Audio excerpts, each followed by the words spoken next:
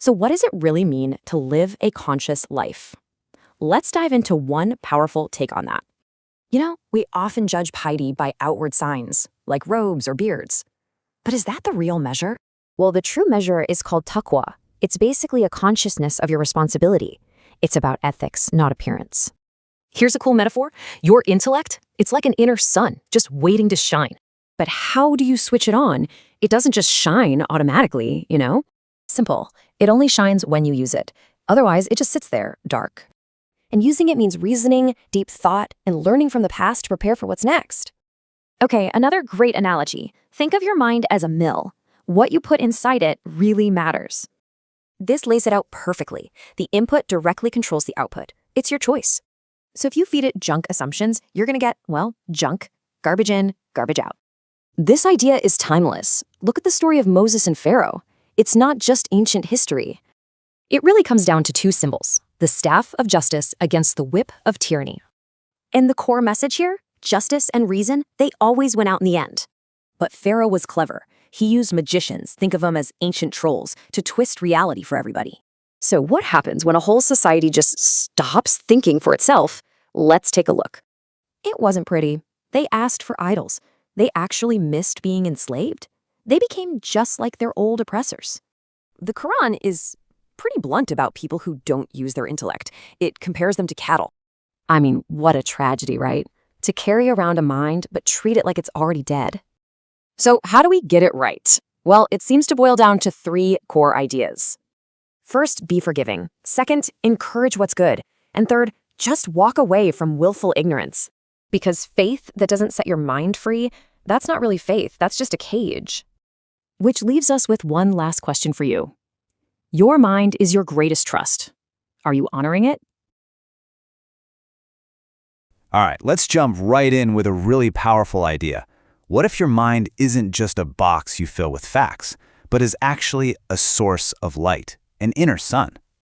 I mean, think about that for a second. What if your mind was a sun? We all know the one in the sky, right? But what if the most important source of light in your life was actually inside of you? Let's dig into that. And this is where it gets really interesting, when you compare the two. The sun up in the sky, well, it just shines. It doesn't choose. It warms the good and the bad, the snake and the lamb, no questions asked. But our inner sun, our mind, that's a whole different story. It is not automatic. It needs fuel. And most importantly, you have to consciously flip the switch to get it to shine and light up your understanding. So, that leads to the obvious question. If our inner sun needs fuel to run, what exactly is that fuel? Well, it turns out it's not just any information. The quality of what you feed your mind is literally everything. The source we're looking at is super specific about this. It uses a particular word, bilgi, to describe real, structured knowledge. Think of it this way. Your mind gets hungry. You can feed it mental junk food, random opinions, gossip, empty data, or you can give it a solid, nutritious meal. Bilgi is that proper meal. It's the only stuff that actually creates real energy for that inner sun to burn. And this quote just nails the idea with another amazing metaphor. Picture your mind as a mill. It can only produce something based on what you put into it. So if you're feeding it chaff, which is basically worthless, dusty husks, you can't turn around and be shocked when you don't get any valuable flour. It's the ultimate garbage in, garbage out scenario. But here's the really crucial warning. An empty mill is actually dangerous. A mind that you're not feeding with knowledge, a mind that's not being put to work, it doesn't just sit there quietly. It starts to wear on itself. It literally begins to grind itself down. It becomes self-destructive. Okay, so we've got the fuel. That's knowledge. But how do you actually light the match? How do we ignite that fuel and get the sun to shine? Well, the source gives us a really practical framework for the mechanics of thinking itself. Let's break this down because it's such a great model. It all starts with Dezeker. That's basically just recalling what you already know, accessing your mental database. Then you move to Tedabur, where you use that knowledge to look ahead and plan for the future. After that, you've got Tafakkur. That's where you apply all that wisdom to what's happening right here, right now. And all these steps, they're part of one big overarching process called Tefekkür, which is just deep, active, fully engaged thinking. It's like a complete workout for your brain. And get this is not just some philosophical idea. The source points out that this kind of active thinking has a real physical effect on your brain. When you do this, you are literally forging new pathways, new roads of light in your mind. You're making your synaptic connection stronger. You're physically building a better, more resilient brain. Now you might be thinking, if this process is so powerful, why aren't we all just walking around constantly illuminated? Well, it's because there are shadows. There are these common mental blocks that get in our way and stop our inner sun from really shining. And that's a critical question we all have to ask ourselves, right? If we have this incredible potential for light, what is it that's creating the darkness? The source points to 4 main culprits. First, there's blind imitation. Just monkey see, monkey do, copying without any real understanding. Then there's outsourced thinking. This is huge today, where we basically rent out our minds and let someone else do the heavy lifting for us. Third is literalism.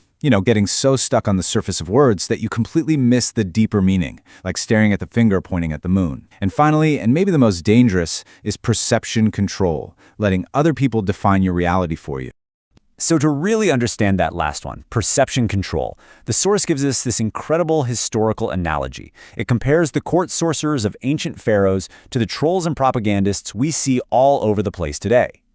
And their job, their function, has not changed one bit over thousands of years. It doesn't matter if you call them ancient sorcerers or modern-day trolls, their primary goal is to twist reality. They are masters of confusion, hired to make what's completely false seem true and to make you doubt what's actually real. So what's the end result of all this? A world of pure, non-stop distraction. It is the ultimate magic trick. Look over here. Look at this shiny thing. They create a spectacle, a circus, specifically to keep you from looking at the actual problems. It's a constant war for your attention, and it's designed to keep your inner sun switched off. So what is the whole point of all this? What's the end game? Why is it so important to fight off these shadows and ignite our inner sun? Well, the purpose goes way, way beyond just being smart or winning an argument. To tie this all together, the source introduces a really important concept, taqwa. Now, you might see this translated as piety, but its real core meaning is so much deeper. It's about having a consciousness of responsibility. It has nothing to do with just going through the motions or rituals. It's about a deep internal sense of ethical accountability for your choices and how they affect the world. And that is the crucial takeaway. The whole reason to develop your mind, to fuel it, to ignite that inner sun, it isn't so you can feel superior or look down on people. The entire goal is to become a more responsible human being. Responsible to yourself, to your community, and to the truth itself. The source does not mince words here. It doesn't pull any punches about what's at stake. It uses this incredibly stark quote to show what happens when we give up our responsibility to think. When we do that, we risk losing what makes us uniquely human, becoming like a herd, just following along without any awareness at all. And so that leaves us with one final, really personal question. After all this, you've got to ask yourself, is your inner sun shining? Is your mind radiating light, fueled by real knowledge and a sense of responsibility? Or have you maybe handed the light switch over to someone else and let the shadows take control? The choice is yours. All right, let's unpack this. For this deep dive, we're looking at a body of work that is, well, it's a fascinating philosophical and moral commentary. And it claims to offer a kind of profound shortcut, a true intellectual fast track, if you will, to understanding some really deep topics. We're talking about ethical responsibility, the true intended function of the human mind, and maybe most critically, why so many societal and political systems just seem to consistently fail. It's an intensely demanding set of sources. I mean, the material we've aggregated here, it acts less like a historical review and more like, I'd call it a detailed operating manual. An operating manual for what exactly? For intellectual self-elimination. It sets an extremely high bar, and it really demands that you, the listener, engage with the very specific, almost uncomfortable standard of moral and mental clarity. Right. So our mission today is to follow this guide, to understand how we should be using our intellect, what the source actually calls our inner sun. And this isn't about just passively gathering facts or, winning arguments on the internet. It's about achieving a genuine moral awareness and actively avoiding that comfortable, almost deadly state of intellectual complacency that just plagues so much of modern life. And we're jumping right in with that powerful central metaphor, the mind as a sun, the inner sun. Okay. But here's the crucial difference. The massive star in our sky, it shines automatically. It's been doing it for billions of years. It'll keep doing it. But this inner light, it's not guaranteed at all. It's conditional. Very conditional. It requires constant investment, constant effort and intentional use just to shine. I mean, think about it. If you shut your eyes, the external sun is still there. It's still illuminating the entire world. But if you stop using your mind, if you refuse to engage the faculties of reason, that inner light it dims and eventually it goes out. Wow, okay. So that immediately establishes a dynamic where virtue is tied directly to intellectual effort, not just good intentions. Absolutely. So if this sun metaphor is the engine of our being, what is the single metric the Source uses to measure the output, to measure the quality of that being? The Source is completely uncompromising on this point. It states that the only single measure of human superiority, the only thing that truly differentiates one person from another, is something called takva. Takva. Yeah, and this is a word that often gets poorly translated or, boxed in by religious tradition. But here, in this context, it's defined very specifically. It means deep responsibility, or even better, moral consciousness. Okay, so if the external sun makes no distinction between, say, a flower and a scorpion. It shines on both equally. Right, then takva is the internal quality that determines whether we choose to be the flower or the scorpion. Precisely. And the Source spends a significant amount of time deconstructing what takva is not, which is maybe just as important. Okay, what is it not? It is absolutely not determined by religious attire. It doesn't matter if you wear robes or priest vestments, skull caps, a kippah, a beard. These are just external signifiers. They mean nothing in this equation. So it's not about the performance of piety. Not at all. Nor is takva found in excessive ritual, praying too much or just going through these repetitive, unthinking motions. Yeah. Reducing moral responsibility to a performance or a costume it's missing the entire point of human existence, according to this text. That's a radical departure from focusing on outward appearance. So if takva is fundamentally internal, what does it command us to actually do? It commands ethical action. The Source calls this alak. And it's defined as the diligent, continuous observation of the rights of all existence. All existence. That sounds big. It is. And we need to pause here because the definition of all existence is so expansive and it's deeply integrated into the natural world. This isn't just about people. So what does it include? It includes observing the rights of water, rivers, and streams, the right of the earth and stone, the rights of animals and plants. Wait. The rights of stone? How do you observe the rights of a stone or a stream? That sounds almost impossible to quantify. Well, it's quantified by recognizing their utility, their function, and their place in the larger ecosystem. It's not as abstract as it sounds. Give me an example. Observing the right of a stream means you don't pollute it, because its function, providing clean water, is necessary for all life downstream. Observing the right of the earth means you don't just exhaust the soil through, say, unsustainable agriculture for a quick buck. And the stone. Observing the right of stone is recognizing that you should not demolish mountains needlessly or waste the raw material of the planet for something frivolous and temporary. It's a profound ethical demand for sustainability and deep stewardship. It's about ensuring your actions don't destroy the very world that sustains you. I see. So it establishes a kind of moral ecosystem. If you are diligent and responsible for all these natural rights, plus the rights of humanity, so other people, the rights of your own self, and finally the rights of God, then you are what the Source calls mutaki, the person who possesses takva. Exactly. You can be the most outwardly devout person in the world in terms of ritual. But if you knowingly pollute a stream, or you exploit a worker, or if you destroy the soil just to make a quick profit, you have fundamentally failed the only measure of superiority that matters in this framework. This high moral standard, it seems to lead directly to a really crucial redefinition of evil. The Source just dismisses the popular, almost cartoonish image of, a horned, pitchfork-wielding, bulging-eyed external entity named Satan. It shifts the focus entirely. It makes it much more personal and much more terrifying in a way. How so? Evil, or Satan, is redefined as something immediate, human, and insidious. It's described not as some distant mythological figure, but specifically as people who walk among us. The Source points to a specific verse 59, defining them as individuals who have become utterly wicked, destructive, and are active, conscious agents of corruption within our society. That makes evil a choice. It's a product of human agency rather than some external force you can just blame. It fundamentally internalizes the battle. Evil isn't some cosmic necessity that just exists. It is internalized, it's practiced, it's destructive wickedness embodied by human beings who have chosen deliberately to extinguish their own inner sun. And that brings us right back to the external sun analogy we started with. The sun illuminates everything without any moral discrimination. Exactly. It helps the rose bloom, but it also activates the venom in the deadly hemlock that killed Socrates. The sun doesn't care.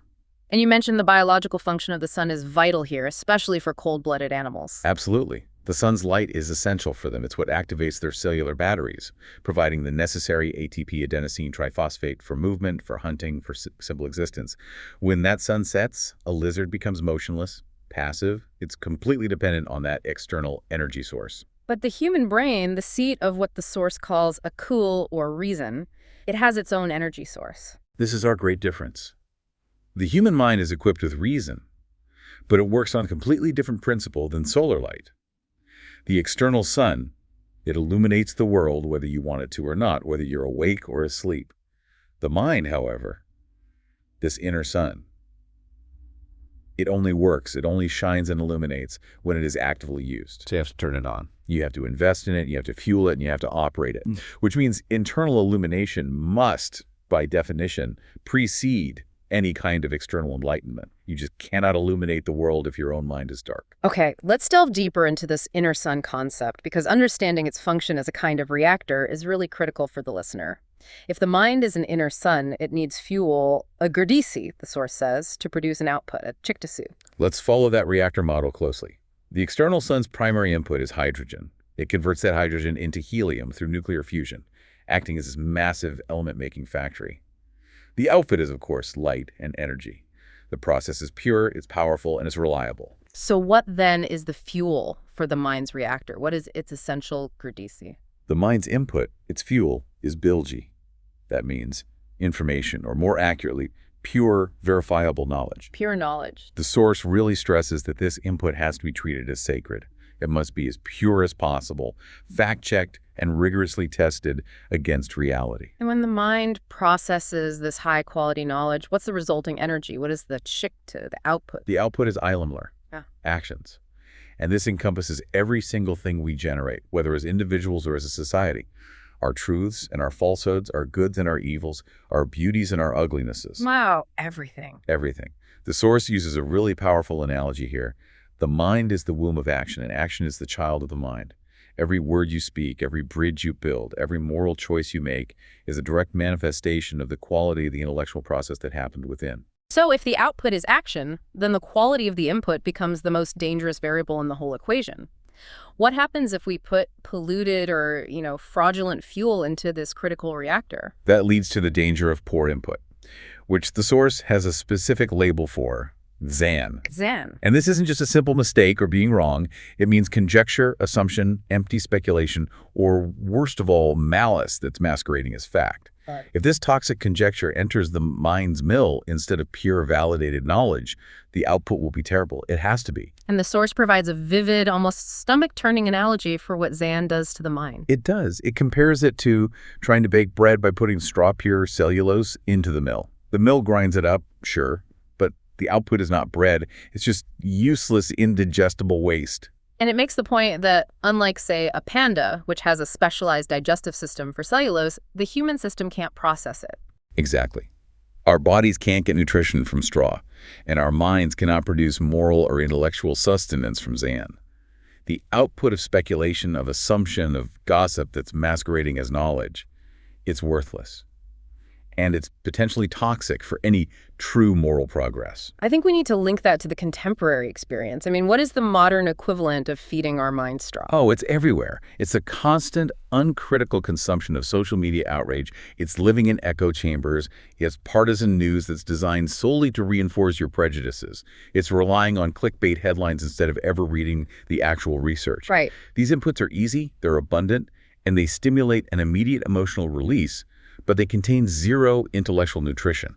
You feel informed, but you're really just processing cellulose. And so your actions, your Eilemler, will inevitably be based on that empty, indigestible waste. This elevates the failure to use one's mind from a personal laziness to a serious moral responsibility. It does. The source insists that the failure to use a call, this magnificent, unique gift, means betraying a divine trust. And they make a crucial distinction here. It says, This is entirely separate from something like clinical madness, where a person is not held responsible for their state. We're talking about the deliberate failure to engage reason.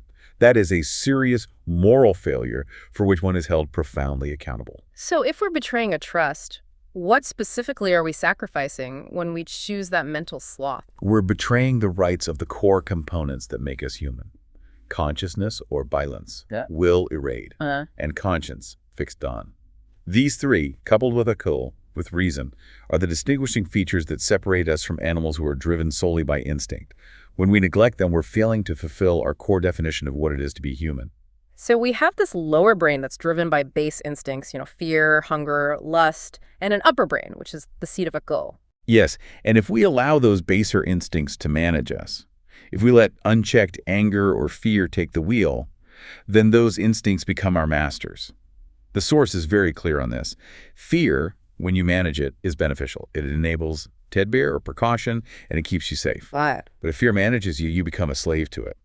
And what's worse is that often people will clothe that intellectual and emotional servitude in very high-minded, sometimes even divine language. The result is we end up worshiping fear, not freedom, and definitely not truth. Ultimately, the source frames this constant self-governance as the very purpose of our life. There's a quote about the judgment day, starting with the self. Read your own record. Today you suffice as your own accountant. That is the ultimate intellectual exercise. We have to continuously scrutinize our own actions and motivations. But if we haven't trained our mind to process pure knowledge and to distinguish bilgi from zam, how can we possibly read our own record honestly? The responsibility of intellect is, in this view, absolute. That sets the stage perfectly for the practical mechanics of it. The source breaks down the process of deep, intentional thinking, which it calls takal, into 4 distinct, necessary pillars. This is basically a manual for running our inner sun efficiently. And this segmentation provides a really useful structure. The first pillar is tsekur. That's recollection or memory. The past. Exactly. It's the past-oriented phase. It's about more than just rote memorization. It's the conscious act of calling up stored information, stored knowledge, to synthesize it and benefit from lived experiences, both your own and historical ones. And the source connects the failure of this function to a modern epidemic. Absolutely. The inability to recall and use one's history is seen as a failure of the self. The source cites the rise of conditions like dementia and Alzheimer's as a frightening biological manifestation of this failure, especially among the elderly. But it also applies to the young. If you don't use your intellectual past, if you don't engage with your own history and lessons, you are failing to benefit from your own existence. It's a wasted life, regardless of any clinical diagnosis. So if tsekur deals with the past, the second pillar, tadabbur, must look forward. Right. Tadabbur is precaution and planning. This is the synthesis step. It's about connecting the analyzed lessons of the past from tsekur with the realities of the present, and then using that synthesis to strategically plan and take specific, proactive measures, tedbir, for the future. So it's practical foresight. Totally. Think of a CEO planning a budget, or a military general mapping out a strategy, or just you planning your week to avoid future crises. It requires that upper brain to really work overtime. That brings us to the application phase, which is the third pillar, tefaku. Tefaku. This means understanding and practical application. The word for deep wisdom, fuk, actually comes from this same root. This is the crucial act of bringing that refined knowledge, which you gathered from the past and oriented toward the future, into the now and here for immediate, effective, practical use. So it's about making sure knowledge doesn't just stay as lofty, abstract theory sitting uselessly in a book. Exactly. It has to become living wisdom. And the umbrella process that encompasses all 3, recollection, planning, and understanding, is the 4th pillar, tefakkur, reflection and contemplation. That sounds like the continuous feedback loop for the inner sun. It is the overarching process that governs the dynamic exchange. And this mental activity, the source argues, has tangible biological consequences. The discovery of synaptic connections is cited as one of history's most important milestones, precisely because it bridges the metaphysical mind with the physical brain. This is where the source really shines for me, making that leap. Knowledge, Bilge, is metaphysical. You can't weigh it. You can't put it in beaker. You can't.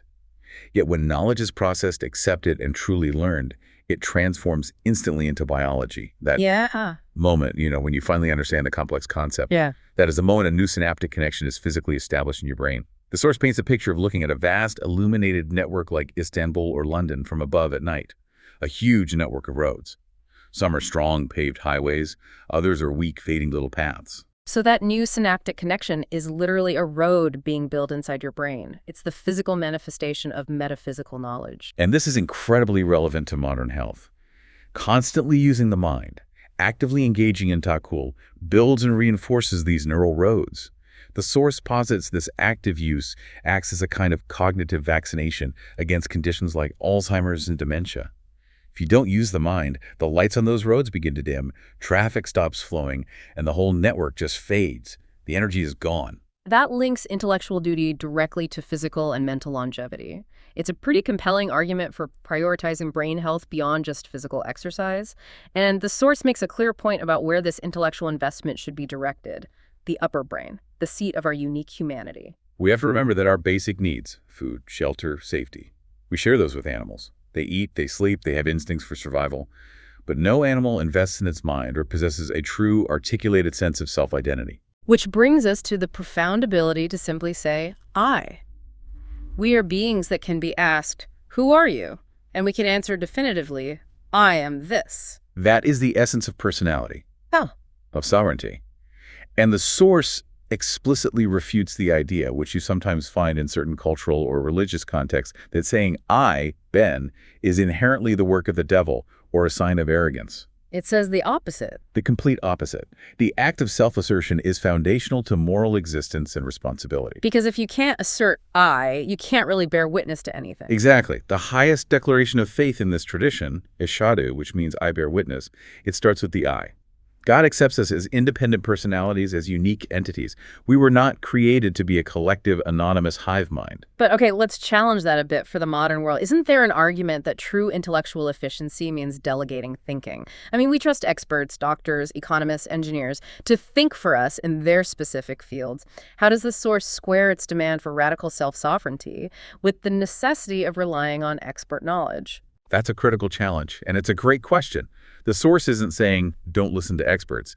It's saying, don't surrender your ability to evaluate the expert. Okay. Delegation of knowledge acquisition is one thing. Outsourcing the critical process of tefakku, that deep understanding and application of wisdom, that is something else entirely. Yeah. If you stop engaging your akul completely and just absorb whatever an authority tells you is true, you have surrendered your intellectual sovereignty. And that leads to the ultimate and frankly chilling warning from the source. If we rent out our minds, if we allow someone else to dictate our inputs and control our outputs, we are effectively killing our own akul. The source is indeed graphic about this. It says we end up carrying a dead person inside our skull. A walking funeral. Walking funeral. To possess that magnificent gift of consciousness, will, and reason, and then to betray it by outsourcing our essential thought processes, that is deemed the ultimate intellectual and moral crime. The person who allows their mind to be managed by others is held accountable for that resulting moral death. That discussion of outsourcing thought is the perfect transition to the societal sphere. Because when enough individuals surrender their sovereignty, that's when wicked systems can really thrive. And the source uses the Firavan, or the pharaoh, prototype to dissect this failure. Pharaoh represents the pure, total authoritarian, the absolute monarchy. His declaration, I am your highest lord. It wasn't just political, it was spiritual. He demanded submission on every single front. And his system was built on total control. Total control of every resource, denying people the right to cultivate and eat from their own soil. They were reduced to the status of laboring chattel. They owned nothing, not even their own effort. The source uses the example of the pyramids to really emphasize the inhumanity of this kind of system. It's the ultimate indictment of systems that prioritize ego over life. Pharaoh was building a massive, magnificent tomb for his own death while he was still alive. And archaeological evidence suggests that around 100,000 workers were sacrificed in labor to build that grave. 100,000. Think of the moral calculation there. Sacrificing 100,000 living human beings for the vanity of one man's dead memory. That is the very definition of a wicked system. It consumes life for status. And that level of absolute control, it can't be sustained by sheer brute force forever. It requires intellectual manipulation, which the source explores through this dynamic of the troll and the wizard. That's right. Authoritarian regimes always need specialized intellectual agents. The wizards, or as we might call them today, the trolls, the propagandists, the spin doctors. Right. Their entire job is to control mass perception. Yeah. They manipulate reality. They make black look white, and they turn the truth into comprehensive, systematic lies. Their magic, their seer, is nothing but sophisticated, large-scale eye trickery. And the ultimate success of the wizard is achieved when the masses stop asking what is real and simply accept the redirection. We call this the look at the acrobat, Kambazabak distraction. That phrase is ancient, yet it is so contemporary. The entire goal is deflection. Are we as a society genuinely interested in uncovering the truth about corruption or economic exploitation or environmental damage? Or are we just easily distracted by a manufactured crisis, an outrage cycle on social media, or a celebrity scandal? This mechanism of distracting the masses is a timeless tool of tyranny. But here is where the source provides a fascinating counterpoint, using the example of Pharaoh's own wizards when they were confronted by Moses. This is the key insight into how intellectual discipline acts as a defense. Pharaoh's wizards were the absolute experts in deception. They knew every trick. So when Moses performed his miracle, they immediately recognized it as genuine, as divine phenomena, because they possessed the specialized technical knowledge to distinguish real power from mere stage trickery, from sihir. So if you possess deep, critical, specialized knowledge, you cannot be completely fooled by manipulation, even if it comes from the highest authority. Ignorance, conversely, is the primary currency of deception. Exactly. And when those wizards saw the truth, they immediately declared their faith in the Lord of Moses and Aaron. And Pharaoh's reaction is so telling. He accuses them of believing before he gave them permission. Which introduces the terrifying idea of licensed faith or permitted faith. That is the ultimate control mechanism. When the authority dictates how and what you are allowed to believe, the source contrasts this licensed faith with genuine faith, which, by its very definition, demands freedom from subservience to any created entity. If your belief system doesn't prioritize liberty and justice and doesn't require you to resist oppressing others, then it's just political dogma. It's not genuine faith. Moving from political and spiritual control, the source connects this whole system of deception to economic failure, and it even cites Goethe's Faust. This is such a powerful literary critique. The source references Faust to explain the history of paper money, which is cast as a devil's invention, an idea conceived by Mephisto, the devil's agent, to solve the king's bankruptcy problem. The king had no gold to pay his army, so Mephisto suggests, why don't you just print notes based on the promise of future wealth? And this system allowed the elite to confiscate the real assets, the gold and silver from the population, while distributing pieces of paper instead. The value was based purely on the king's very volatile promise. And that system is defined as the beginning of systemic inflation and devaluation. The source then launches a stringent moral critique of riba, which is often translated as usury or interest, but it defines inflation as the most harmful and prohibited form of riba. That seems a little counterintuitive. Why is inflation, which seems less direct than, say, a traditional loan with interest, called the most destructive form? Because inflation steals labor without any effort or risk on the part of the thief. Imagine you're a working person.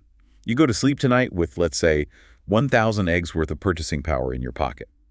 You wake up tomorrow, and due to some external monetary policy, that value has dropped to 900 eggs. The question is, who stole those 100 eggs? Right? There's no visible thief. There's no break-in, yet your wealth has vanished. Inflation is theft by institutional manipulation. And since it requires no risk from the manipulators, it actively discourages actual production and employment. It creates completely perverse incentives. Why should I build a factory, hire workers, and take immense personal risk when I can just manipulate the money supply and gain wealth without producing a single thing? Inflation fundamentally penalizes those who work, save, and produce, while enriching those who control the financial mechanisms. This makes the economic critique a pure moral failure of the highest order. The ultimate result of individuals failing to use their intellect to understand these systems, whether they're political or economic, is a kind of moral and intellectual regression. And the source describes them using the unflattering analogy of the animal herd. They're described as being like an animal herd, kel enam bel edel. And then explicitly it says they're even lower than animals. This is a very severe typology, and it's reserved for people who possess the capacity for consciousness, will, and reason, but who deliberately refuse to engage it. And they're described as having functional organs, but just failing to utilize them correctly. Right. They have hearts, but they do not think with them, meaning they don't use the seat of reason. They have eyes, but they do not see. The term uses bakar kor, which means looking but blind. This is not physical blindness. It's the failure of inner vision of what's called baseret. This blindness is tragically ironic in our current era. We live in the age of vision. We're surrounded by screens, phones, monitors, billboards. It's visual overload leading to intellectual atrophy. The source notes a prediction that 300 years from now, the human eye might actually grow larger due to this constant visual demand. Yet at the same time, the part of the brain responsible for true sight will shrink. So we become addicted to the input. Addicted to the noise, the distraction, but we lose the ability to see the underlying reality or the truth. We are constantly exposed, yet fundamentally back our cur, looking but blind. And finally, they have ears, but they do not hear the truth. They only hear the noise of their own echo chamber or the seductive lies of the Pharaoh's wizards. These individuals are called gafilin, heedless, or unaware. They lack consciousness, or sure. Their intellect isn't inert, it's active, but it's used solely for evil, for self-interest, for selfish gain. Never for higher moral or ethical understanding. The person who consciously uses their mind for villainy is, in this view, essentially lower than an animal, because the animal is driven by amoral instinct, not by conscious malevolence. This deep analysis of failure leads us to the source's final instructions on how to learn. It pivots to the proper function of historical narratives and parables, or Gossa.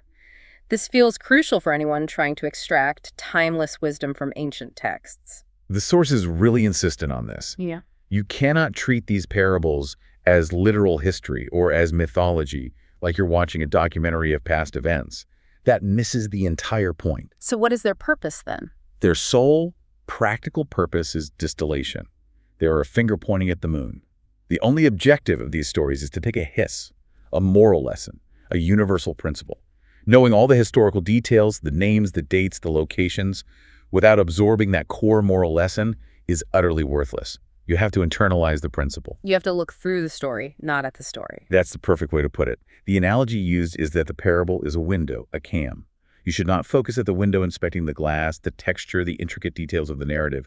You must look through it to see the principle, the reality that is being shown. That's a great image. The source illustrates this with another metaphor. If you point to the moon, the chimpanzee looks at your finger, not the moon. The small, profound difference that separates the chimpanzee from the human is that ability to look beyond the surface, at the principle the finger is pointing toward. And the story of Moses, or Musa, is presented as the supreme example of this intellectual prototype.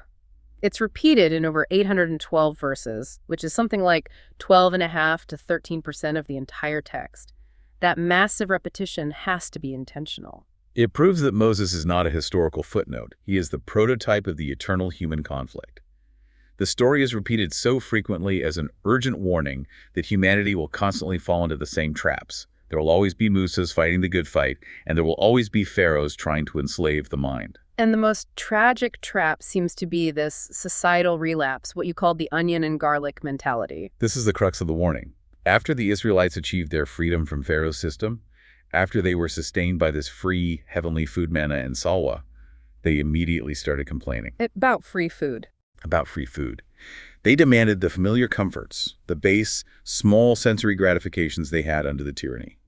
The onion, garlic, lentils, and beans of Egypt. So they traded their hard-won, difficult freedom for simple, guaranteed small comforts. They chose servitude over responsibility. That is the constant human failure. We are always tempted to return to comfortable oppression if it promises material stability, even if we lose our souls and our sovereignty in the process. The source forces us to confront this question. Are we, right now, in our contemporary systems, demanding the onions and garlic from the tyrant's kingdom? Or are we willing to embrace the discomfort and responsibility of true freedom and independent thought, knowing that it requires constant effort? That theme of intellectual relapse is reinforced by another challenging metaphor from the sources, the injunction to be despised monkeys. The source argues strongly against a literal reading of this. Yeah, if you read this literally, you're claiming a kind of reverse evolution of scientific impossibility, and you're missing the moral heart of the lesson entirely.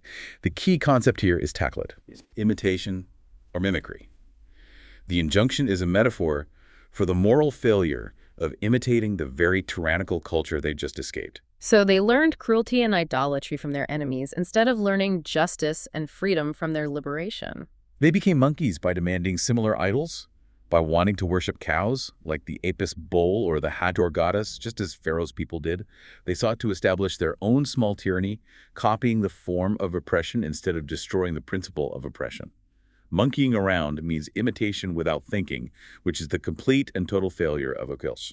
Based on all these warnings and historical examples, the source synthesizes the essential universal moral imperatives that apply across all ages and cultures. The first is hudil efe. Hudil afe means embrace tolerance. It commands us to be forgiving and to look upon existence like the sun does, illuminating everything without malice or judgment. The source suggests that those who preach intolerance and hatred are often those who have built their own ideological and emotional structures on ice. They fear the truth because it will melt their unstable foundation. Intolerance is often just a defense mechanism for deep personal insecurity or intellectual fragility. The second is more of an active command, bil maruf. Bil Maruf, command the good. This is the promotion of what is universally recognized as good, beautiful, and true. And this universal goodness must be accepted regardless of its origin, whether it comes from an Aborigine, an Eskimo, a Chinese philosopher, or a desert sage. If it aligns with goodness, truth, and beauty, it must be embraced because it stems from the unspoiled natural disposition of humanity, what's called the fitra. And the third imperative guides our response to those who resist truth, anil jahili. Anil jahili. Turn away from the ignorant. But again, there's a crucial nuance here. It means turn away specifically from those who choose ignorance, what the source calls terchiche helet, preferential ignorance. So not people who just don't know, but people who don't want to know. Precisely. You cannot teach those who have actively chosen to remain ignorant because it serves their immediate emotional or social needs. The advice is to recognize that deliberate refusal to learn and conserve your energy for those who are genuinely seeking the truth. This entire ethical framework seems to culminate in the ultimate intellectual filtering system, which the source calls the Socrates test. It's the final guardrail for the inner sun. Before you accept, share, or act on any piece of information, you have to subject it to these three questions. First, is it true? Is it hakikat? Does it align with reality? Correct. Second, is it good? Is it gillik? Is it moral and free of malice? And finally, third, is it useful? Is it feda? Does it lead to human benefit and progress? If something fails even one of these three tests, it is not worthy of being processed by your akal. That test provides a clear antidote to the input of Zan we discussed earlier. If Zan is just conjecture, the Socrates test forces us to demand hakikat verifiable truth before we even move forward. Precisely. And this intense scrutiny is necessary because the ultimate moral illness is arrogance, or kibir. The source provides a clear antidote to this as well. Which is? Responsibility. True devotion means that we must never allow our good deeds, rituals like salat, fasting, or hajj, to become a source of arrogance or superiority toward others. If these actions increase anything in us, they must increase our responsibility and our humility toward those who do not perform them, or who are less fortunate. Otherwise, the ritual just becomes hollow, a mere performance. It turns into what the source calls the prayer performed purely for display, which is described in specific verses as the prayer of the godless, the dinsis, those who neglect the poor and the orphans. When rituals used to elevate the self above the rest of humanity, it is spiritually empty and morally harmful. Finally, let's just revisit the massive attention given to the Israelites' history, that 12.5% of the source material. We noted this is a final, universal warning. It is the caution against the moral deviation of Judaization, or Yehuda Leshmek, and the source makes it crystal clear that this deviation is not a tribal issue. It is a universal existential risk. Any community, any society can become Judaized if it betrays the core principles of freedom, justice, critical thinking, and humility. It's an eternal caution against intellectual and moral relapse into self-serving dogma and the imitation of tyranny. So what does this entire intricate deep dive mean for you, the listener? We've analyzed a commentary that really transcends simple historical or religious instruction. It's giving us a universal philosophy for conscious living. The takeaway is clear and it's urgent. The self-governance of the mind is paramount. We have seen that societal collapse, political corruption, and economic exploitation are not just moral defects, they are fundamentally intellectual failures. They happen when we choose the seductive ease of Zan over the hard work of Bilgi, or when we allow the lights of our inner sun to dim. Your core mission, then, is continuous investment in that inner sun, your reason. You must commit to rigorous analytical thought, constantly analyzing everything, separating the pure knowledge, the wheat, from the worthless conjecture, the chaff, or, the flesh of a watermelon from its inedible rind. You cannot, under any circumstance, surrender your intellectual sovereignty, regardless of who is asking you to delegate it. And if you are faced with systems, political, economic, or social, that demand you compromise that sovereignty, you must remember the choice presented in the story of Moses. It is the eternal conflict. Moses' staff, the tool of the simple moral shepherd and the symbol of justice, defeated Pharaoh's whip, the symbol of tyranny and fear. So the provocative thought we leave you with is this.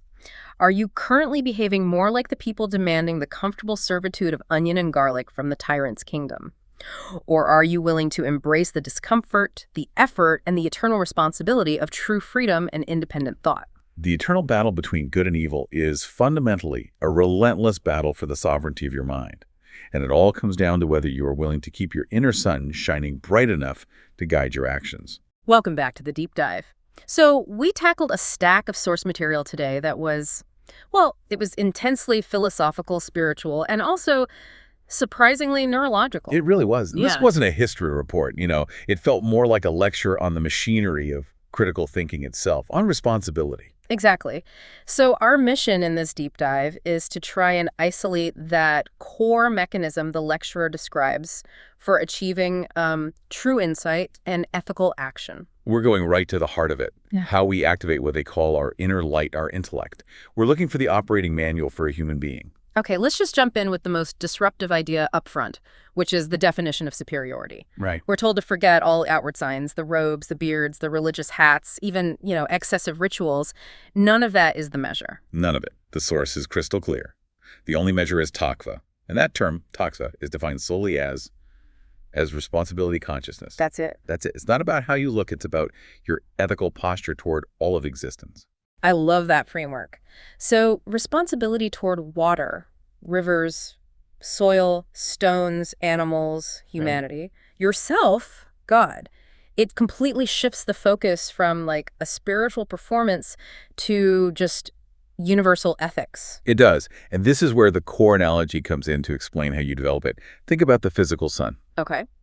It provides light and heat, and it automatically activates cold-blooded creatures, gives them the energy they need. But the source says the sun of the human brain is the intellect. And here's the kicker, right? Unlike the sun, your intellect doesn't just shine automatically. No, it only illuminates when you actively use it, when you invest in it and put it to work. It's an internal light source that you have to constantly maintain. So if you're not lit up on the inside, you can't possibly light up the world around you. Precisely. If you want to be a source of insight, the internal mechanism has to be powered on first. Okay, that's a huge claim. So if this light requires effort to activate, how does the source define the internal architecture? I mean, what are the actual mechanics of that mental effort? The sources break it down into 4 distinct nonlinear processes, 4 units of thought that all have to work together. The first one is techakur, which we can translate as, what, remembrance? Calling up the past? Yeah, exactly. Recalling stored knowledge, memories, experiences, so you can actually benefit from them now.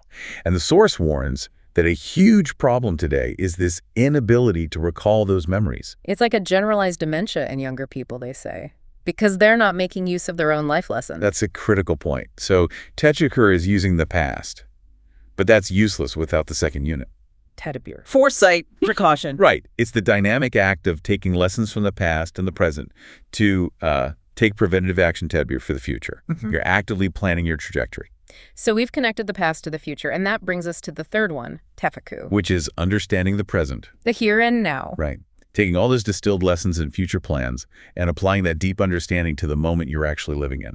And these 3 are all part of the big one, the overarching process they call tefakkur. Contemplation. The full system running together. You can't just remember or just plan or just understand. You need all 4 dimensions engaged to really switch on that inner sun. This whole structure of thought is made, well, it's made incredibly tangible with this analogy of the millstone, the diirman. Yeah, I love this analogy. The intellect is that millstone. It's designed to grind input into output. And if you don't put any knowledge, the proper input inside it. It grinds itself. It just becomes uselessly consumed by its own friction. Generates nothing. So what does that look like, consuming itself? Is that just anxiety or something more specific? It's that cycle of rumination, of stagnation. The mind is designed to process external objective knowledge, Pilchi. When it doesn't have that, it starts grinding internal stuff, conjecture, worry, what the source calls Zan. And that's what wears the millstone down. Exactly. It gets old and worn, ashimishter, and then even when you do put knowledge in, it just comes out unprocessed. So input quality is everything. The sun's input is hydrogen. The intellect's input, the grain for the mill, has to be knowledge. You get into the output. Yeah. The necessary output is actions. Good, bad, right, wrong. The intellect is the womb of action, and action is the child of the intellect. They're inseparable. But if the input is just supposition, Zan rumor, unverified belief, the output is totally useless. Or even harmful. It's like trying to make bread from sawdust. Yeah. The human digestive system can't break down cellulose. You can fill yourself up with it, but it gives you zero nourishment. And this brings us from the metaphysical right into the physical. The source claims that this knowledge, this information, actually transforms into our biology. Yes, this is a really revolutionary idea for a spiritual text. It emphasizes that information, which is metaphysical, isn't just stored. It creates biological reality through synaptic connections. Wait, hold on. So we're not just talking about metaphorical growth. We're talking about literally rearranging the physical matter of your brain based on the quality of information you consume. Precisely. Those aha moments, those critical insights, they are physically building new neural pathways. Yeah. So investing in this upper brain is literally investing in the neurological foundation of humanity. Because the basic needs, eating, sleeping, we share those with animals. What makes us human is that ability to engage higher functions. Self-awareness, asking, who am I? And that agency is driven by the outputs of the soul. Intellect, consciousness, will, and conscience.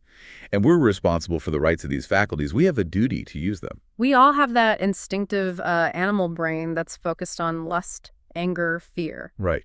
But the distinction is management. If those impulses manage us, they become a curse, a destructive force. But if we manage them with our intellect, they're a blessing, a tool. The animal brain is the tool, not the master. And the failure to enforce that hierarchy, well, it's described as a fatal choice. It's a harrowing image, carrying a corpse inside your skull. Being a walking funeral because the brain is dead. You surrendered your intellect to others for lease. Exactly. When you lease your mind to an authority or a narrative, you functionally kill your own agency.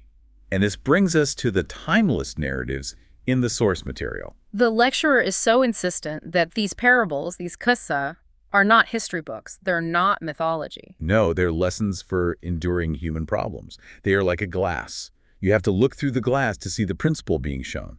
If you only look at the glass, the literal story, you miss the whole point. The analogy they use to drive this home is, well, it's the chimpanzee. Genetically, we're 98.7% similar, but you point at the moon. And the chimp only ever looks at your finger. We have to look where the finger is pointing, toward the principle. And the clearest prototype of this whole conflict is the story of Musa, Moses, and Pharaoh. It's repeated over 100 times. Because that tyranny versus freedom conflict is a model for every single era. The pharaoh and the revolutionary will always exist. And their conflict is symbolized by their tools. Musa's staff, the shepherd's stick, versus Pharaoh's whip, the instrument of fear. And Pharaoh's whole system, it wasn't just power for power's sake. It was built on single-man rule, taking all the nation's wealth and sacrificing the living for the dead.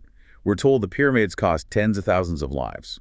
His system couldn't function without his cadre of wizards, his trolls. His trolls, exactly. These people controlled the masses by expertly playing with perception. Goes Boyamek. They're the ultimate propagandists. They make white look black and black look white. They determine what you believe through distraction. The lesson is, Kampa, look at the acrobat, keep everyone distracted so they don't see what's really happening. But what's fascinating is that the wizards, they eventually believed Musa. And the source says this because despite their job, they had the fundamental knowledge to tell the difference between true power and mere deception. So when true knowledge shows up, illusion fails. It fails. Yeah. But then they still had to ask Pharaoh for permission to believe. Right. Why? If they knew the truth, why ask for permission? That's the critical distinction, permitted faith. Pharaoh demanded authorization. This shows the difference between belief authorized by God, which frees you, and belief authorized by a human, which is just obedience to man. Then we get the tragedy of the people who were freed, the Israelites. After escaping, after getting divine provisions, manna and sawa, they complain, they ask, where is the onion and garlic? That analogy is brutally sharp. A community given total freedom immediately forgets it and asks for basic familiar needs. It shows how we sometimes prefer the predictability of servitude over the demands of freedom. Be careful what trivial comforts you complain about. Got it. And this tendency for error continues. There's this controversial interpretation of a verse instructing some Israelites to be despicable apes. Okay. The source rejects a literal transformation. Instead, it says this refers to the human tendency to imitate one's enemy. Toklit. Imitation is the primary characteristic of a monkey. When you just mimic the oppressor's methods, you become just as despicable. Shifting gears a bit, let's talk about intellectual betrayal. We get this typology of Balaam bin Bora, a religious scholar who sided with the oppressors. It's a sobering truth. Scholars don't automatically serve justice. There are always scholars for the tyrants. Knowledge without conscience is a weapon. And this betrayal has huge economic consequences. The source points to Goethe's Faust and Mephisto. Right. The king's treasury runs out of gold. Mephisto, the figure of deceit, comes up with the solution. Invent paper money. The king signs the paper, but the trick is that the elite grab all the remaining real gold and silver, leaving the public with worthless paper. The source defines this as the first major inflation and calls inflation the most harmful riba, usury. That's a powerful claim. How is it more harmful than, say, charging high interest? Well, the source argues that traditional usury, while bad, at least involves some kind of risk or defined transaction. But inflation, especially hyperinflation, steals the accumulated labor of an entire society without the authority taking any risk, providing any production, or creating any employment. It's a systemic, invisible theft. Exactly. It makes the poor poorer while the elite become rich without honest effort. This economic corruption is seen as the ultimate betrayal of public trust. We have to pause on the source's ultimate, harsh assessment of those who refuse to use their intellect.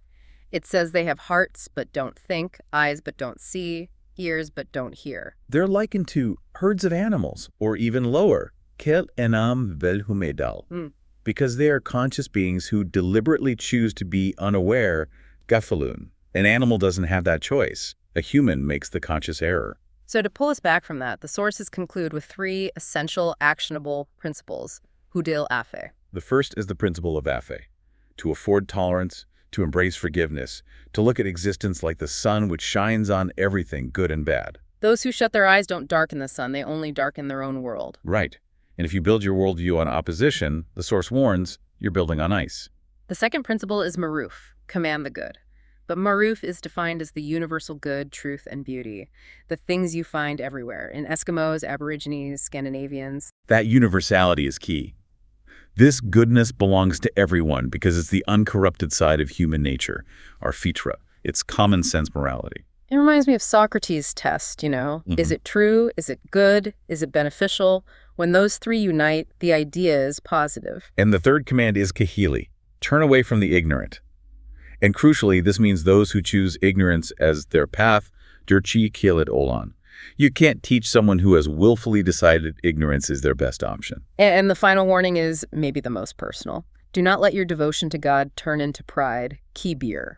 A worshiper's increased devotion should only increase their responsibility. If your devotion just makes you feel superior to others, then your intellect has failed.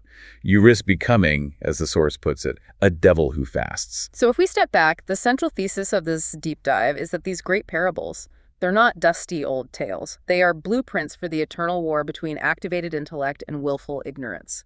Absolutely. The system of Pharaoh, the distraction of the trolls, the betrayal of Balaam, these are typologies that are alive right now, fighting against the forces of Takva and intellect. So the choice remains for us, for you listening.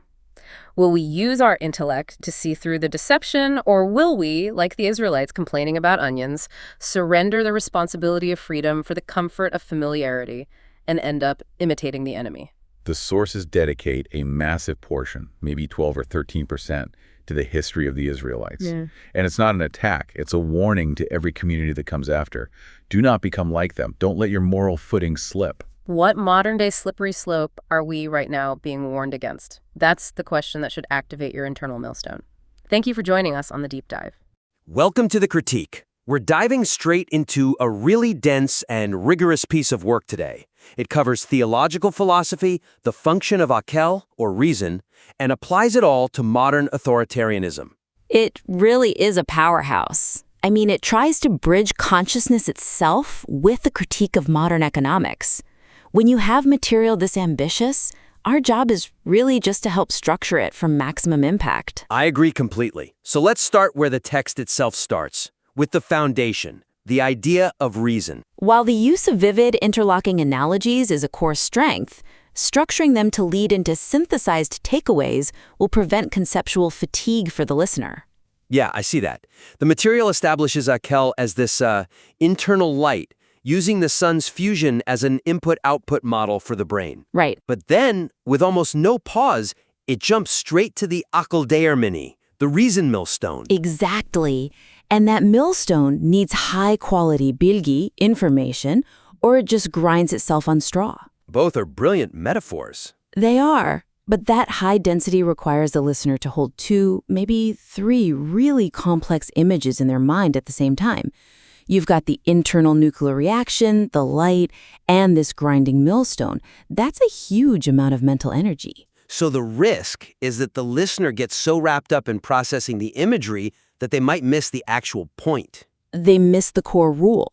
That poor input leads to poor actions. They miss that before we're already on to the next big concept, like tedebur. That's precisely the risk. So the suggestion here is really structural. It's about inserting these deliberate synthesis points, these pivot statements. After a big chain of analogies, you have to summarize the core idea before moving on. I think that's right for the pacing, too. It needs that moment for the lesson to just solidify. So what would that actually sound like after the sun and millstone part? Well, instead of just moving on, you could use language that condenses it all into one principle. Something like, so we've established that reason is an engine governed by input. The quality of our actions, our ilum, is directly dependent on the quality of our bilgi.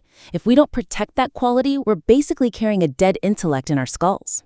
That's so much more concrete. It's a takeaway you can actually hold on to. Exactly. And then that becomes a launchpad for the next section. You could say, this necessity of quality input is the groundwork we need to now examine our responsibility to challenge tyranny. It allows the first concept to settle before you introduce the next dense idea, like the Quranic narrative being a window to the present. Okay, that feels much stronger structurally. So let's move to the second major part of this work, which is applying these ideas to society. The material's forceful critiques of modern socioeconomic issues, such as inflation and political manipulation, will be significantly strengthened by explicitly mapping them back onto the high-level theological concepts established earlier. Right, because the piece is brilliant at both things separately. It defines deep concepts like tedebur, taking foresight for the future, and it has these amazing critiques, like calling inflation the most harmful form of usury, or using Goethe's Faust. It's powerful stuff, but the link between that ethical framework and the modern critique is often just implied. The listener has to do the intellectual work to connect them. Right. We need to remove that work. How does the right of reason, Aqlin Haqqa, connect to, paper money or political trolls? The author needs to draw that line very clearly. I wonder, though, is there a risk that by pushing more of the specialized vocabulary, like tedebur, into the part about inflation, we might lose some people? Why not just use a simpler term like prudent planning? That's a fair concern, but I think that specialized term has an analytical power that prudent planning just doesn't. When the listener hears tedebur, they should recall the whole rich definition from earlier. I see. It's not just planning, it's this active precaution for the future based on the highest standard of reason. So by using those specific terms, tazekkur, taqwa, you're actually turning them into an analytical toolkit. It proves the philosophy isn't just abstract. Ah, okay. So it reinforces the idea that these concepts are practical lenses for today. It makes the whole piece feel more cohesive. Exactly. And we can look at a couple of concrete examples of how to do that. Think about the discussion of the masses failing to resist Pharaoh's control. Yeah, with the Israelites complaining about wanting onions and garlic in the desert. Right. That's a perfect place to explicitly frame it as a failure of taqwa. As defined by the author. Yes. So the text could say, the people prioritize temporary comfort, the onions and garlic, over the responsibility that comes with freedom. Their failure to exercise true taqwa, not as ritual but as social responsibility, is what made them so susceptible to Pharaoh's control. That immediately connects the history to the ethics. It clicks. And then for the economic critique with the Faust analogy and paper money, where the elites create value from nothing. We can apply the toolkit directly. The author could just ask the question, how is creating worthless paper value a direct failure of tedebur? They aren't taking precaution for the future.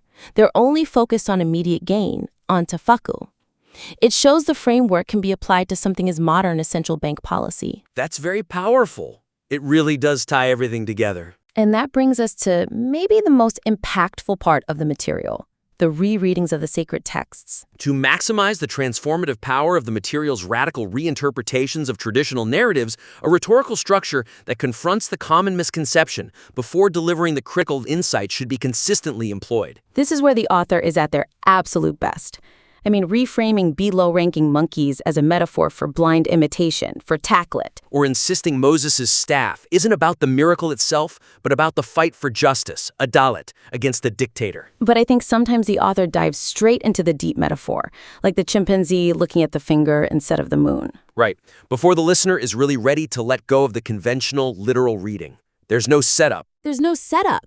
And because we're all so steeped in that traditional understanding, you have to name it and neutralize it first. If you start with the critical insight, it can feel like just an interesting footnote. But if you start by demolishing the common reading, then the insight feels like a revelation. So the weakness is really just a rhetorical one. These groundbreaking arguments aren't being given the framing they deserve to have their full impact. Exactly. The solution is to consistently use a kind of myth versus truth framework.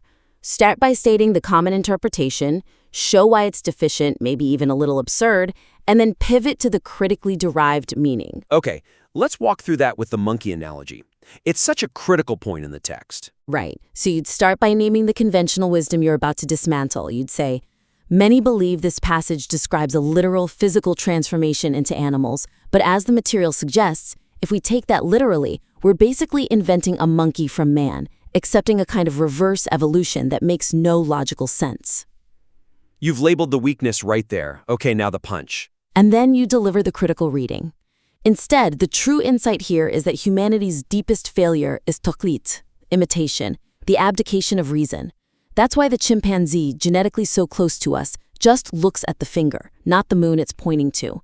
It's a failure of true basiret, of insight. That contrast is so sharp. It really forces the listener to grapple with the new idea, because the old one has been exposed as flawed. It makes the argument stick, and you can use the exact same approach for Moses' staff. The common reading always focuses on the spectacle, right? The size of the snake, the color, the magic trick. But the material rightly says we need to look deeper. So you'd start there. Yes, first you note that focus on spectacle, but then you immediately pivot. But the real question is why we ignore the issue of adalet, justice, and elashudi, critique, in favor of spectacle. The staff's true power is that the simple shepherd's staff defeats the tyrant's whip. It's about democracy versus one-man rule, not a reptile trick. That framing gives these arguments the rhetorical weight they absolutely deserve. I mean, this material has such intellectual rigor, such a commitment to critical thought. The redefinition of taqwa away from ritual to social responsibility is so important. In the analysis of Adukul as this internal light that needs high-quality fuel, it's just a brilliant foundation. So to summarize the takeaways for the author, we're really just focused on that structural and rhetorical scaffolding. Right. First, integrate those pivot points. Synthesize the complex analogies like the sun and the millstone to prevent that conceptual overload. Second, explicitly connect your philosophical framework, your toolkit of terms like tadabbur and taqwa, directly to your critiques of modern problems like inflation. Make the connection unmissable. And finally, frame those really radical reinterpretations using that myth versus truth structure. Set up the conventional reading as a foil to make your critical insights land with maximum impact. These are really just adjustments to structure and flow, all designed to make sure this profound material achieves the transformative potential it's capable of. We look forward to seeing the refinements. Please send your work back to us for further review when you're ready. Welcome to The Debate. Our discussion today really emerges from a deep dive into some foundational religious and philosophical material.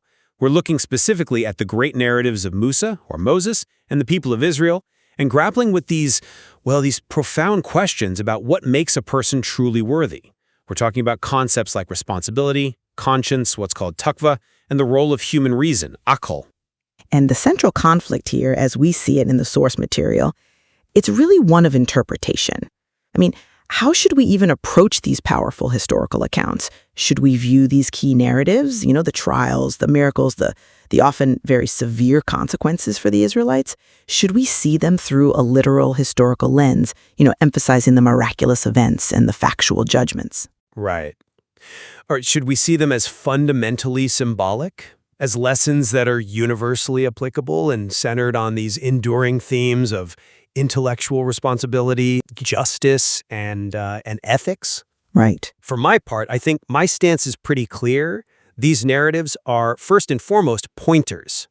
They point to timeless, universal ethical principles. The stories themselves are like the finger, and the lesson is what's being pointed to. The entire goal is to extract that universal gain, the hikmah, not to get bogged down in every last historical or mythological detail. And I would maintain that the narratives, well, they have to be accepted in their full scope.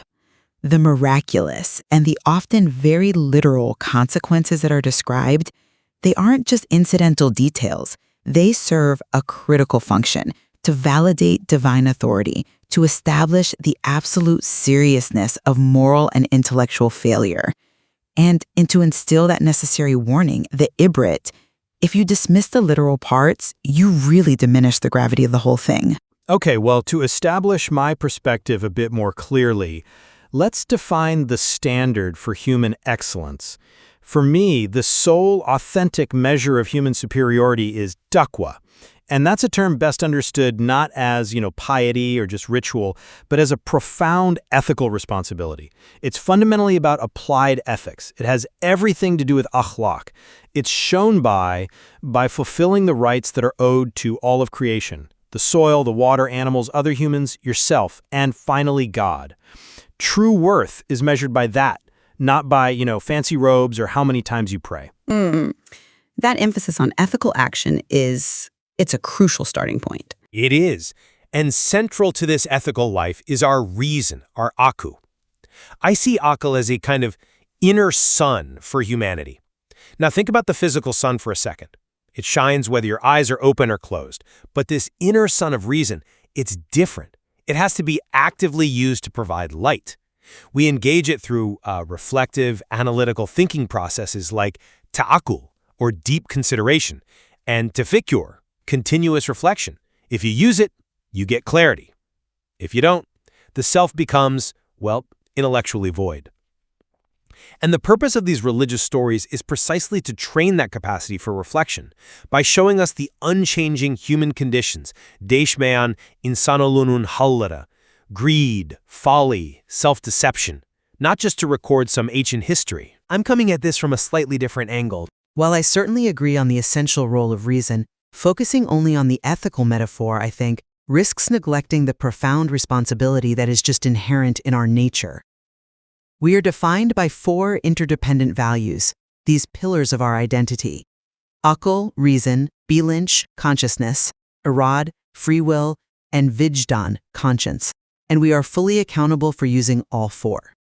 The texts are very explicit in their warnings against reverting to animality by just following base instincts like rage or fear without the control of akal. Yes, the need to manage those instincts through reason is absolutely a core message. But for reason to function correctly, it needs the right fuel. It needs knowledge, bilgi. Our actions, our ethical output, they reflect the quality of our informational input. So if you feed the mill of your reason with zan conjecture, assumption, hearsay, instead of verified knowledge, the result is corrupted. It's like trying to make bread from straw. The full, factual, detailed account of historical events, including the miracles and the judgments, that serves as the essential, verifiable knowledge we need. It grounds our ethics in reality, not just in some abstract philosophy. I do understand the importance you're placing on historical veracity as the input for reason. I do. But I believe that this emphasis on the literal details of judgment, it just misses the true target of the narrative's warning. But the literal details are critical for establishing just how serious moral failure is, especially when we talk about divine judgment. I mean, take the account of the Sabbath-breaking Israelites being transformed into despised apes or monkeys. If we just interpret that as a gentle metaphor for taqlid, monkey see, monkey do, we dilute the intensity of the ibrat, of the warning. That account, I think, has to be understood as a possible factual consequence to instill the gravity that's needed, especially for those who want, what's called an authorized faith, an Izinli Iman, a faith that depends on comfort, choosing the metaphorical onions and garlic over the hard work of freedom. Let's tackle that exact point, the interpretation of consequence, metaphor versus literal judgment. I would argue, and argue vehemently, that focusing on the physical miracles, whether it's Musa's staff becoming a serpent, which is called Haye, Saban, Can, or the physical transformation of the people, it fundamentally overshadows the central social and political lesson. And what is that central lesson, in your view? It is the conflict between justice and tyranny. Plain and simple. Pharaoh established an authoritarian government, a system of single-man rule. He extracted labor and lives. We're told 100,000 people might have died building his tomb. The miracle of the staff is just it's the stage dressing. The true timeless point is that the shepherd's staff of truth always defeats the Pharaoh's whip of tyranny. The narrative proves that even the smallest force for justice, like the tiny bird, the Aba ball, defeating the giant oppressor, the Phil, is incredibly potent. And about the monkeys, the metaphor is infinitely stronger than a literal reading because monkeys are known everywhere to imitate. Taklit Adarler. The metaphor is addressing the universal failure of the human intellect to be original and self-directed. That is an appealing argument, I'll grant you, rooted in social critique. But I'd offer a robust counterpoint. If the text only intended a pure metaphor, why did it invest so much powerful, descriptive language in the physical details of the miracles? And beyond that, the context right after their liberation, it completely undercuts the simple imitation metaphor. If Taklit was their main sin, why, immediately after being freed, did the Israelites ask Musa to, quote, fabricate a god for them, one that looked just like the Apis or Hathor idols their Egyptian oppressors worshipped? Well, they were looking for familiar comfort, something tangible. Exactly. This profound, immediate, and very literal desire for false idols. It demonstrates a deep-seated spiritual and intellectual flaw, a complete failure of gratitude, of comprehension. Historically, that kind of spiritual backsliding required a factual, powerful, and visible judgment to correct the group's path. So the literal nature of the warning, it validates the text's assertion that there are absolute physical consequences for these kinds of failures, not just abstract lessons. I do acknowledge that immediate spiritual failure, but I still maintain the critical issue is the pathology of the intellect. The ultimate failure, as you say, is carrying this dead body in your skull. This betrayal of our core human gifts, reason, free will, awareness, conscience. That's the intellectual sin that turns people into a herd of cattle, en haivan surusu. They choose to rent out their intellect, letting others do their thinking for them, and that renders them dark-brained, capable only of following orders. Indeed. The text is scathing in its critique of those who are heedless and those who are lookers who do not see. The failure of reason isn't abstract. It's a tangible, observable pathology with devastating historical consequences.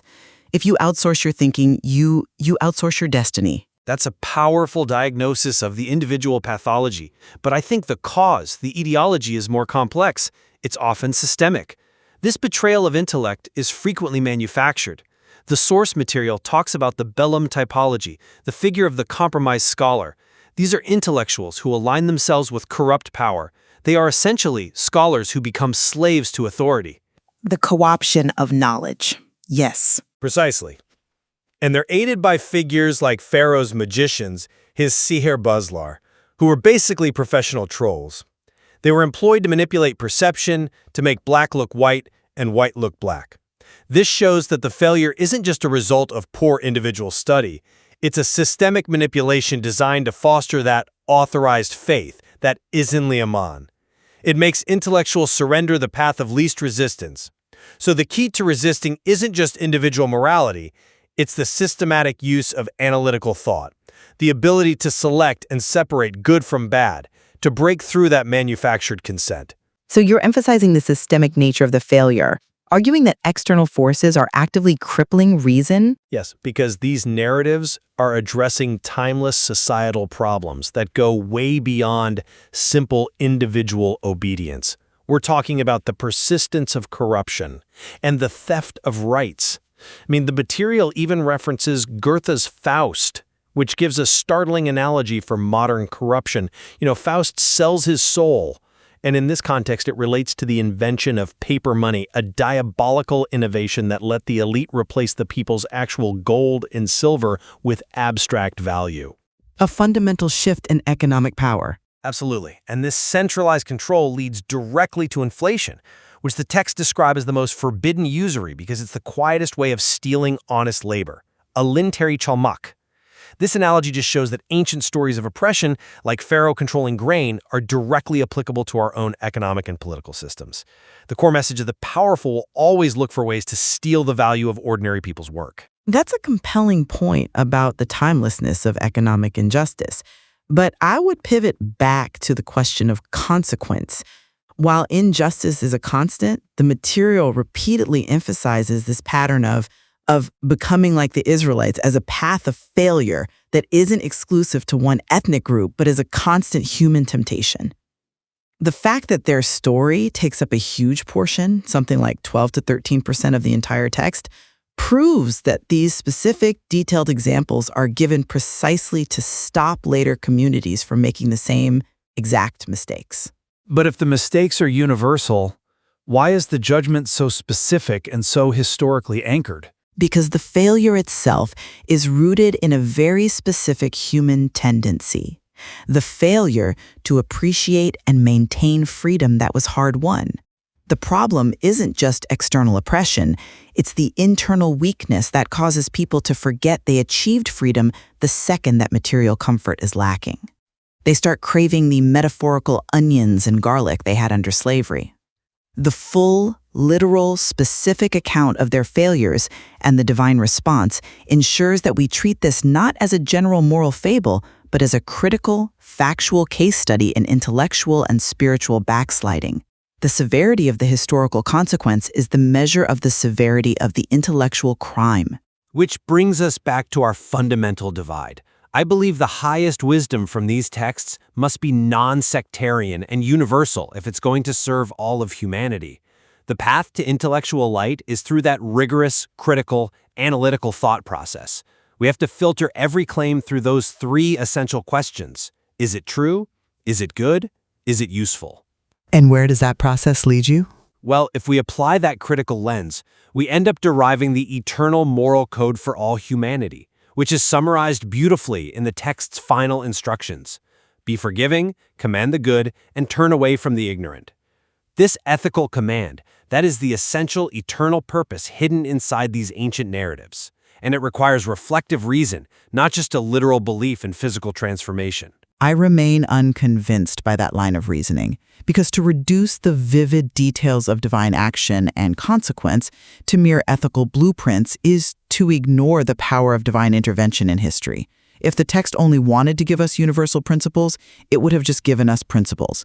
Instead, the massive emphasis on the narratives of the Israelites, their trials, their freedoms, their profoundly detailed failures, it all serves as a critical, factual case study. Humanity has to heed these details to avoid perpetual regression, understanding the stories factually.